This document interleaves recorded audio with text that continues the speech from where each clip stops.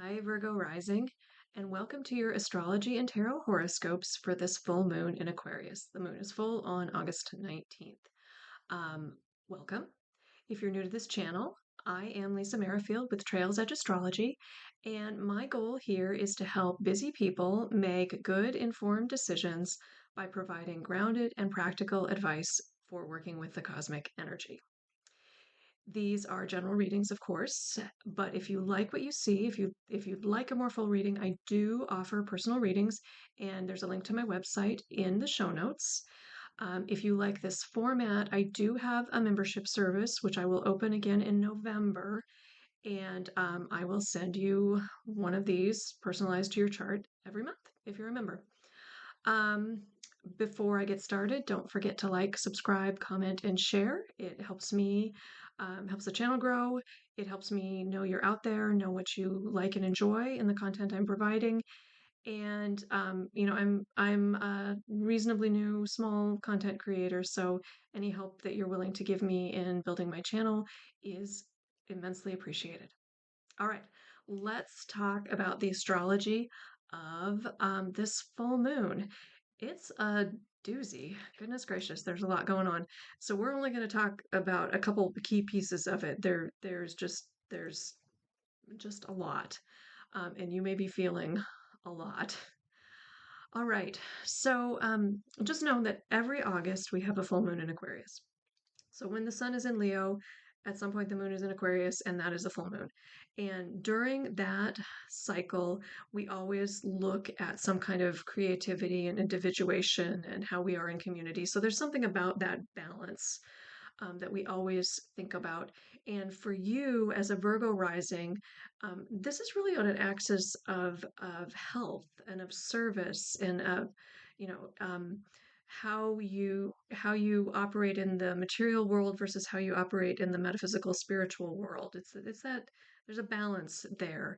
Um, and so that's always how this plays out for you. You may or may not see patterns. It depends on what else you've got connected to that spot in your chart, but that's the axis it's on. It's on the 6th, 12th house axis, if that means something to you. Um, the, an added piece to this full moon in Leo is that it is squaring Uranus. And Uranus is a planet that wants and asks for liberation. And so, um, planets squaring Uranus, um, or I'm sorry, a full moon squaring Uranus has the potential to illuminate some things in ways that might not be pretty or comfortable. Uranus seeks to find, it seeks to break up tension, but it often finds the weak point in a situation, and sometimes that's not always how we want to expose or break up whatever has calcified or needs to be rethought or revisited.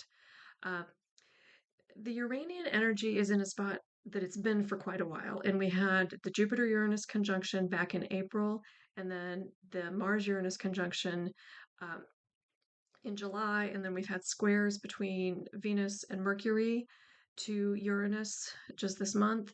And so there's been a lot of activity. So I don't think whatever surprise comes, or if there's some like unexpected kind of thing, I don't think it's going to be totally out of the blue. I think it's going to be around a topic that you've been thinking about.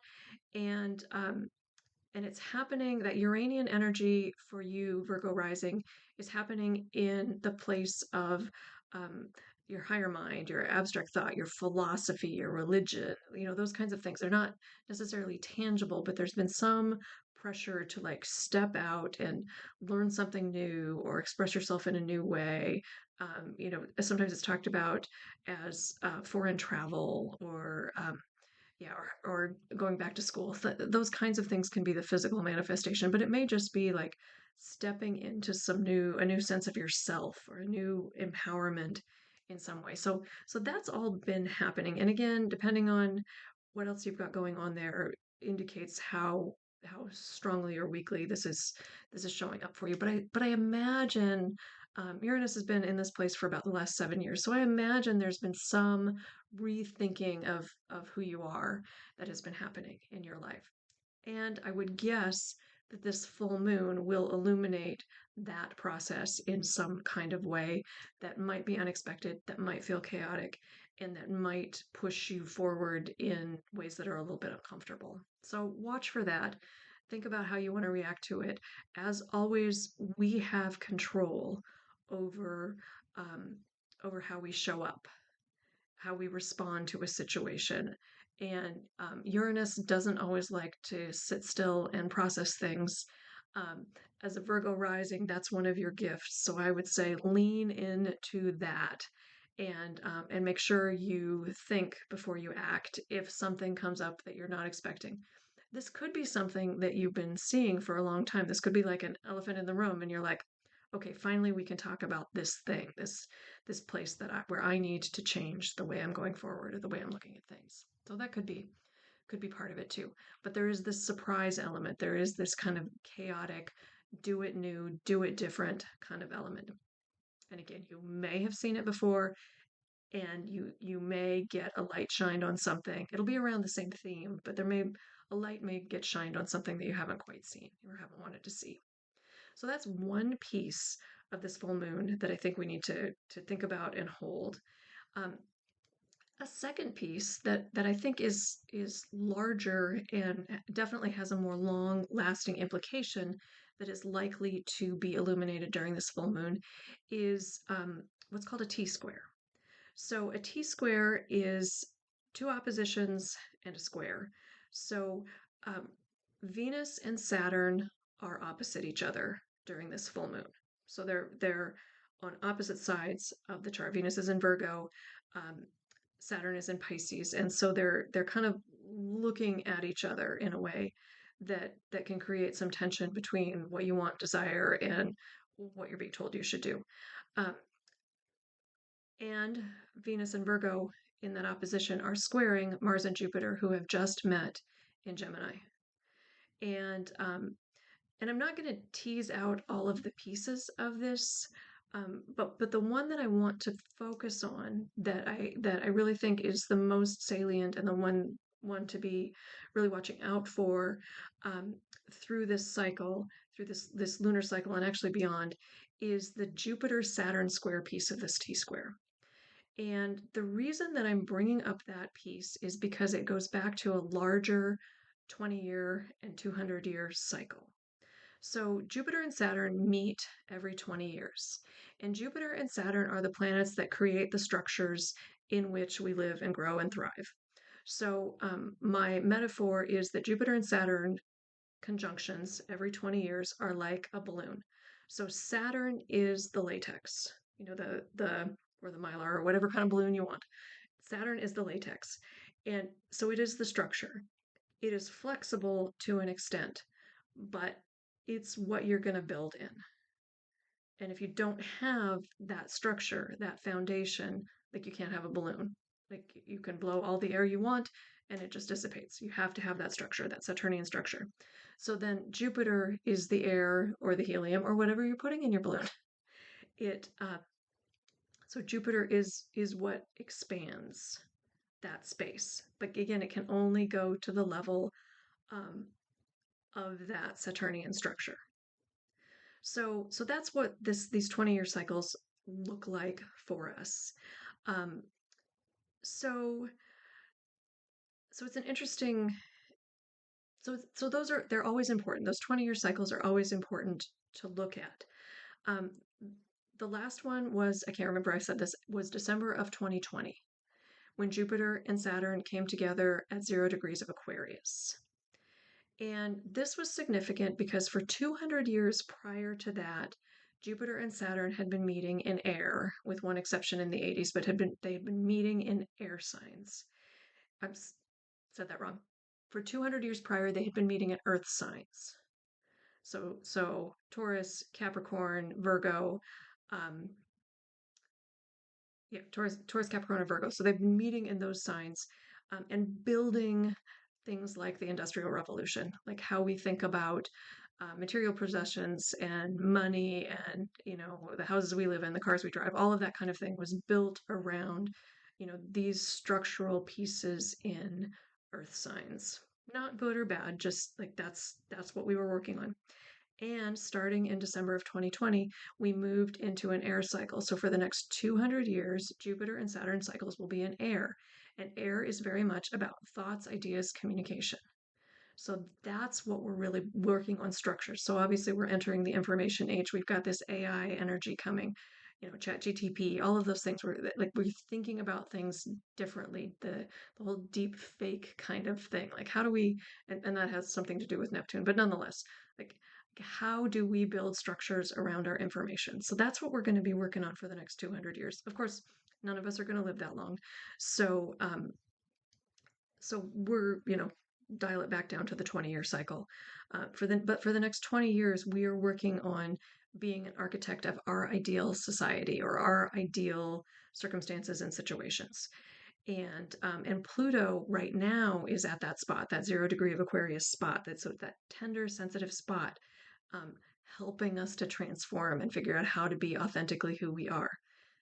It depends very much on what else you've got going on in that spot in your chart, like how this is showing up for you, but it will show up for you in some way. And definitely it shows up in society very strongly. So, Jupiter and Saturn come together every 20 years. It happened in December of 2020. But with this lunar cycle, we have what's called the opening square to that cycle. And opening squares are a point of tension, a point of adaptive management.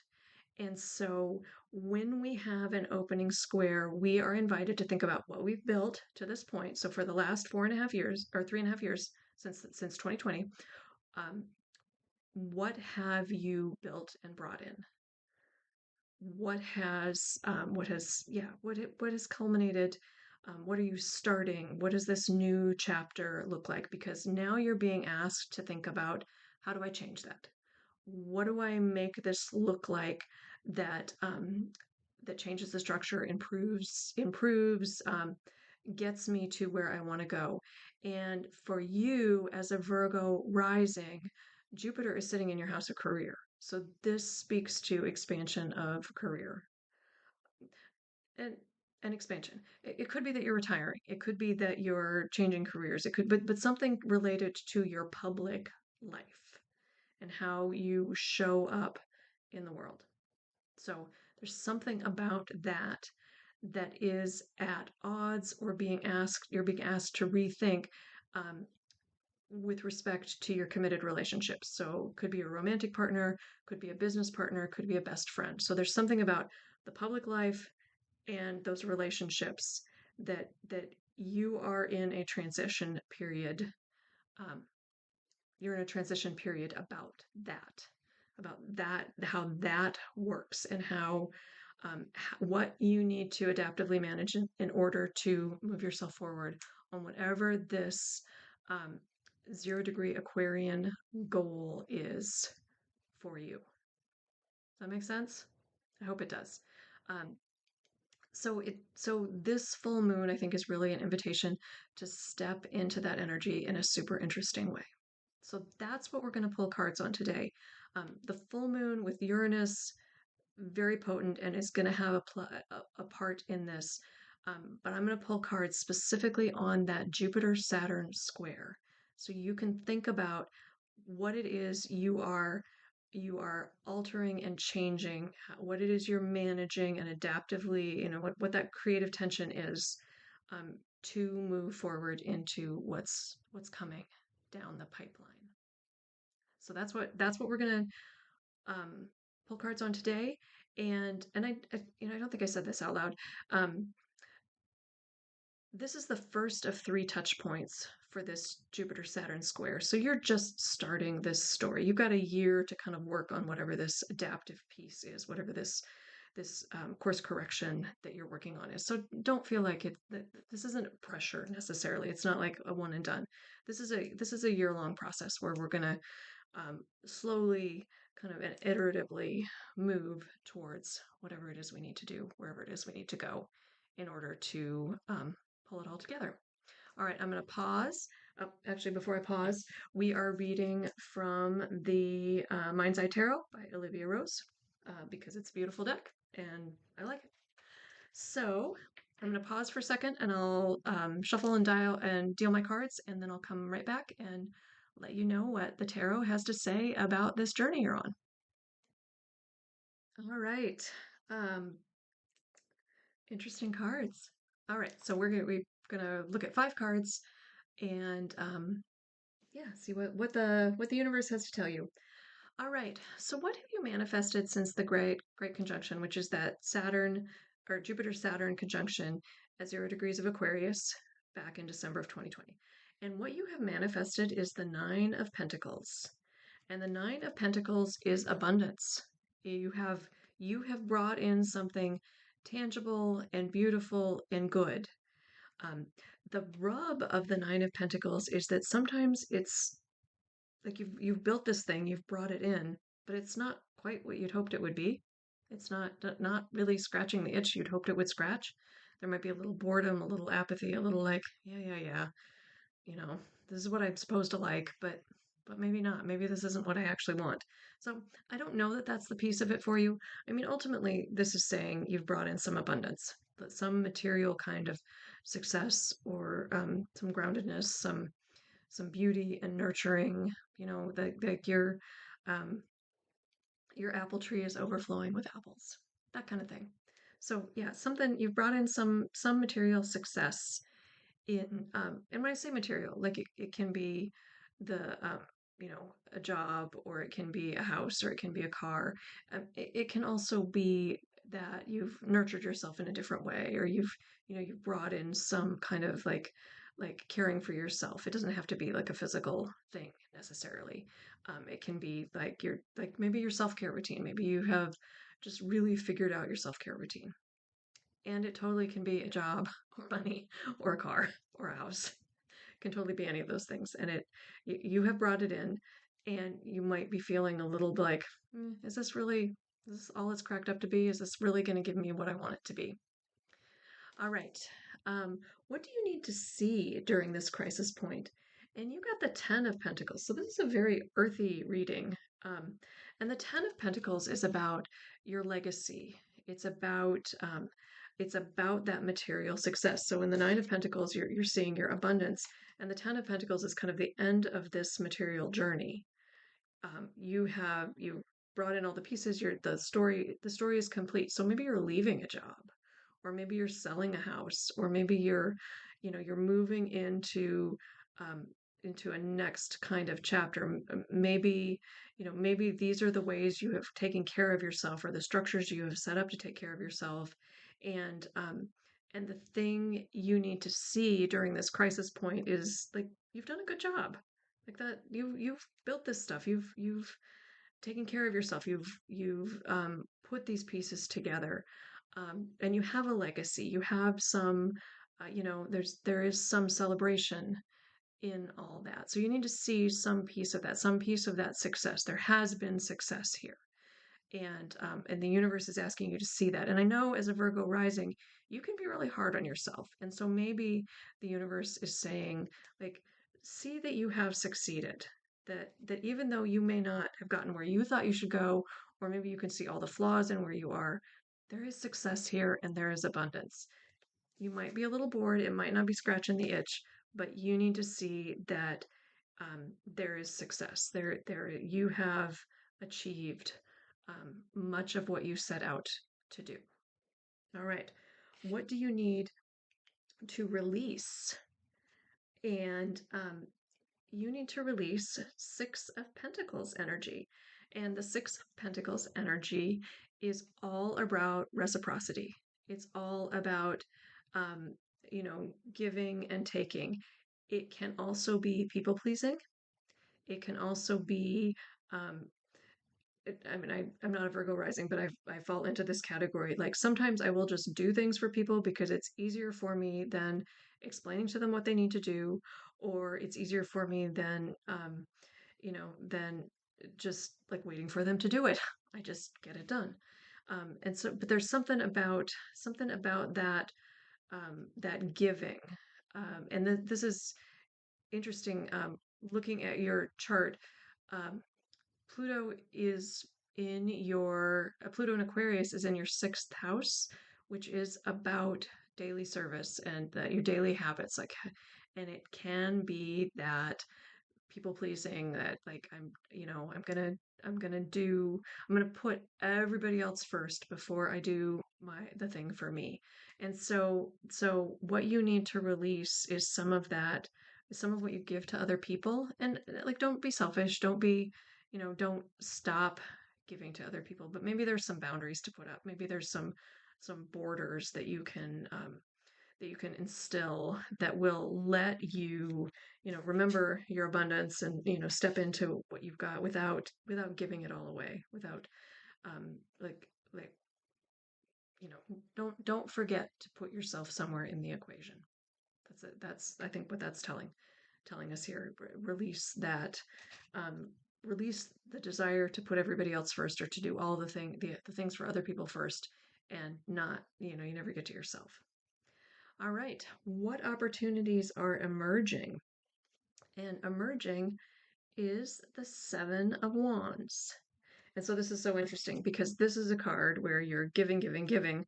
And this is a card where you are not, where you are, like, all of these wands are coming at you and you are standing tall and firm. Like, nope, put up the boundaries, shields up. This is my space. Not that everybody else can't have their space, but like, this is what I need to do to maintain my whatever it is I'm building, whatever this abundance looks like, whatever I'm trying to build. Like, I need some strong, firm, good boundaries. I need to know when to fight and when to say, fine, you just take it, you can have it.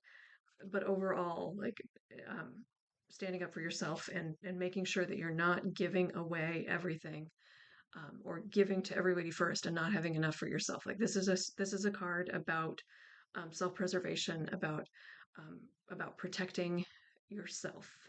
Um, Oftentimes with this card, it's seen as like, you can see the high. It's hard to do this backwards.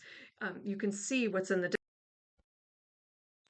and so you have a pretty good lay of the land, which as a Virgo rising, I think is definitely true. You have a good lay of the land, um, but it's knowing, like, no, this is my space, this is my territory. I can defend. Yeah, I'm going to defend it. I'm going to protect my peace, whatever that looks like. So there's something about that is emerging, that ability to kind of put the shield up and to stand in your power and to put yourself first. Maybe that's what it is. Put yourself first. All right. And what is the final message from the universe? And we got Judgment. Judgment is kind of it's a hard card to think about, because it's very, um, it's the 20th card in the major arcana. There are 21. The world is the last card. And so, like, this is the last adaptive piece. This is like the the what are they called? The keystone, like in the curved arches, that keystone that holds everything together. So that's Judgment is like that, is like getting the right sized keystone in there, or swapping it out so that whatever you're building comes together in the way that you need it to. It's a karmic reset. It's a last check, maybe. Like, is this it? Okay, then we can go forward. So there's something about Judgment. It's a very powerful, strong card, um, as a message from the universe. You know, as a Virgo rising, I also wonder if this Judgment piece isn't something about you being overly critical of a process or of yourself. Because it can, like, literally be judgment, literally be judging yourself. And so think about that too. Like, is this, I need to make an adjustment? We talked about self-care in here. Is there a piece of this where you do need the boundaries, and there's something about remembering, um, that you don't have to own it all, that this is not, um, giving yourself grace, giving yourself flexibility and freedom to really step into whatever is coming your way, whatever it is you're building.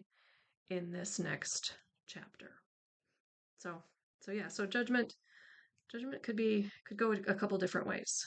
Um, and only you know, because you know what story you're going through. But definitely, like I do want you to make sure that you are realistic, of course, but not giving away all of your tools and all of your resources. Fill your cup first. Make sure that you are materially stable and that you recognize what you have built and what you have, and and find that balance and that place, so that you can make the last tweak and then sail forward into whatever is yet to be built on this Saturn Jupiter journey. All right, Virgo rising, thank you so much for being here. Please like, subscribe, comment, and share if you are willing. Help me help this channel to grow, and I will talk to you soon.